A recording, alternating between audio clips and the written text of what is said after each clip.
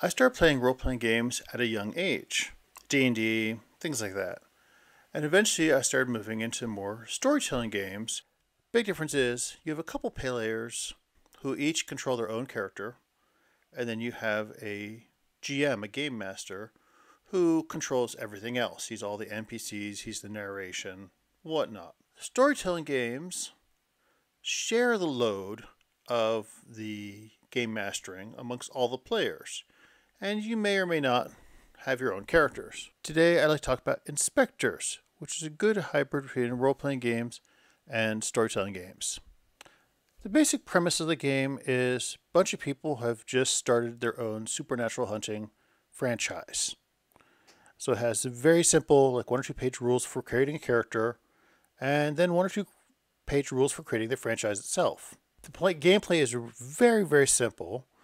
The facilitator, not a game master, starts off by giving a lead, like what is the oogie boogie thing that's happening. And then everything else is up to basically the players. The facilitator will ask leading questions, but none of the narration really comes from the facilitator. For example, let's say a character is trying to open a door. Roll some dice.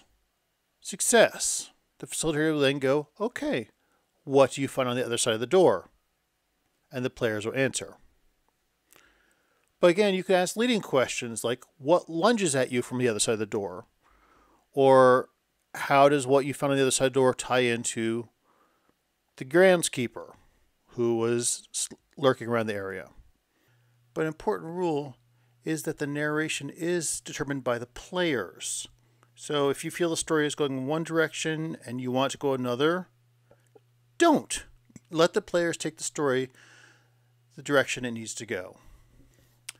After so many successes determined at the start of the game, depending on how hard you want the game to be, usually about 10 or 20, then the big bad or the mission is complete and the game ends. You just wrap it all up. And you have a story made. It has some mechanics for flashbacks, other things like that. For one-shot adventures, I totally recommend it. It's a good little experience for trying different ways of doing role-playing game, storytelling games. It doesn't quite work as a campaign, even though it has campaign rules. They just feel tacked on and not thoroughly vetted. Again, I totally recommend it if you're looking to try more storyteller games. Thanks.